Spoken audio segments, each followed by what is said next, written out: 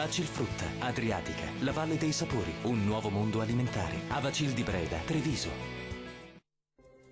Avanza prepotentemente da ovest l'anticiclone denominato Zephyrus, che ci regalerà una splendida giornata soleggiata. Vediamo il dettaglio. Sul Veneto bel tempo e tanto sole ovunque, qualche rara nube alta del tutto innocua sugli estremi settori settentrionali e alpini.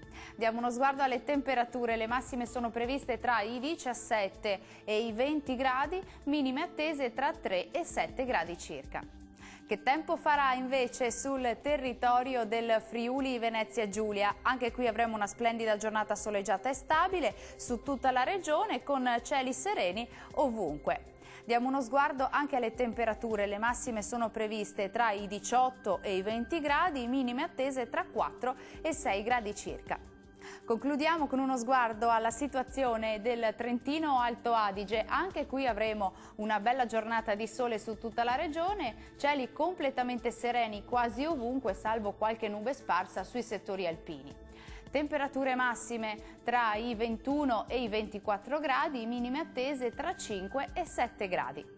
Il mare sarà quasi calmo, localmente calmo nel Golfo di Trieste, i venti deboli da nord-est lungo le coste e nord-occidentali al largo. Dal meteo per oggi è tutto, arrivederci!